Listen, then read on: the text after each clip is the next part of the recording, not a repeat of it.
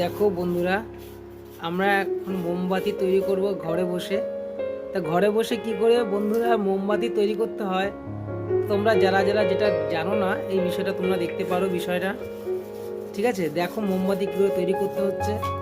দেখো এখানে মোমবাতি পড়ে গেছিলো, আগে একটা মোমবাতি আমরা তৈরি করেছিলাম, এই দেখতে পাচ্ছ তোমরা মোমবাতি তৈরি করেছিলাম। এই দেখতে পাচ্ছ, এই যে এটা এটা হচ্ছে কি জানো তো, এটা হচ্ছে পেঁপের যে ডান্ডা থাকে না, দেখো ভালো করে তোমার দেখাচ্ছি। পেঁপে যে ডান্ডা থাকে সেই ডান্ডাটা দিয়ে এটা করা হচ্ছিল। ঠিক আছে, এটা যে একটা মোমবাতি তৈরি হয়েছে। এখন আমরা মোমবাতি তৈরি করব। এই যে কাচের শিশিটা দেখতে পাচ্ছ, এই কাচের শিশির মধ্যে মোমবাতিটাকে গলাবো।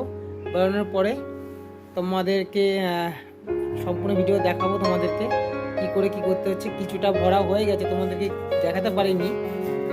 ঠিক আছে, দেখো আরও কিছুটা করা হবে, আর মোমবাতিকে একটু গলানো হবে। গলানোর পরে তোমরা দেখতে পাবে যে কি করছি আমরা, কি করে তৈরি হচ্ছে।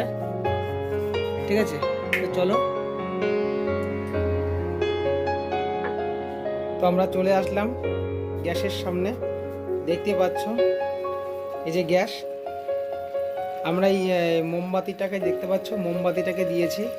এই মোমবাতিটা পুরোটা গলবে। গলার পর আমরা কিন্তু সেই বোতলটার মধ্যে আমরা ঢেলে দেবো মোমবাতিটাকে। মোমবাতি যে গলানো যে মোমবাতিটা ওটাকে ঢেলে দেবো। ঠিক আছে, দেখো বন্ধুরা ফুটছে, দেখতেই পাচ্ছ। এটা পুরোটা যখন ফুটে যাবে, একদম তরল পদার্থ যখন চলে আসবে, তখন সেটাকে আমরা পুরোটাই তুলে নিয়ে আমরা বোতলের মধ্যে, একটা কাচের বোতলে ঢালবো। ঢালার পর দেখবো কত সুন্দর একটা মোমবাতি তৈরি হয়। ঠিক আছে,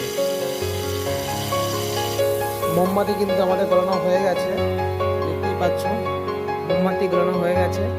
এখন আমরা মোমবাতিটাকে ঢেলে দেবো বোতলের মধ্যে। তোমরা দেখতেই পাচ্ছ মোমবাতিটাকে কী করে ঢালবো, দেখতে থাকো। দেখো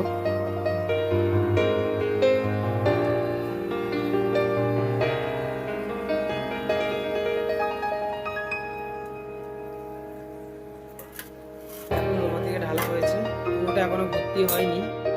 ঠিক আছে, পুরোটা ভর্তি হলে পুরোটা কমপ্লিট হবে। এখনও যেটুকু নিচে পড়েছে সেই নিচেরটুকু আবার সেটাকে তুলে নিয়ে আবার কিন্তু ওটাকে তরল করা হবে। তরল করার পরেই কিন্তু সেটা সম্পূর্ণরূপে আবার তরল পদার্থ হয়ে গেলে আবার আমি এই বোতলের মধ্যে দিতে পারবো। পুরোটা ভর্তি হয়ে গেলে একটা মোমবাতি হবে, দেখতে পাচ্ছ। দেখো মা করছে মোমবাতি। সবই হয়তো তোমরা জানো বিষয়টা, তাও আমি এটাকে ভিডিও করলাম। জাস্ট যারা জানে না তারা তো জিনিসটা দেখতে পারবে কি করে করতে হয়। আমি যখন ছোট ছিলাম, ছোটোবেলায় আমার এইভাবে কিন্তু আমাকে মোমবাতি যখন স্কুলে বানাতে দিত, তখন আমি কিন্তু এইভাবেই এটা হচ্ছে পেঁপের যে ডান্ডি আছে, সে ডান্ডির মধ্যে মোমবাতি গলিয়ে তাই এর মধ্যে ভরে আমরা কিন্তু মোমবাতি বানিয়ে স্কুলে দেখাতাম।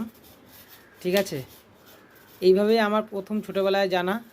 তারপরে পুতুলের যে মোমের যে পুতুলগুলো হয়, মোমটাকে মানে পুতুলটাকে কিনে আনতাম। কিনে এনে সেই পুতুলের মধ্যে সুতো দিয়ে তারপরে মোমটাকে গলিয়ে তার মধ্যে কিন্তু আমরা দিয়ে করতাম, আমরা মোমের পুতুলটা বানাতাম।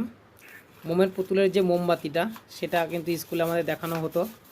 সেজন্য এটা আমাদের এটা সবাইকেই করতে হয়, বা সব স্কুলেই এটা শারীরশিক্ষা কর্মশিক্ষার মধ্যে এটা পড়ে। তোমরা হয়তো জানো এই বিষয়টা, তাও যারা জানো তারা তো বুঝতে পারবে বিষয়টা এইভাবেই করতে হয়। এই ছিল আমার ভিডিও। ঠিক আছে, তো সম্পূর্ণ ভিডিওটা তোমরা তো দেখেই নিলে, আর একটুখানি বাকি আছে, সেটুকুও গলানো হবে পরে। তো ঠিক আছে, এই ছিল আমার ভিডিওর মূল উদ্দেশ্য। তো ঠিক আছে বন্ধুরা, আশা করি তোমাদের ভালো লাগবে, আর যদি ভালো লাগে লাইক কমেন্ট শেয়ার করে দিও। ঠিক আছে, পরে দেখা হচ্ছে আবার নেক্সট ভিডিওতে। চলো, টাটা।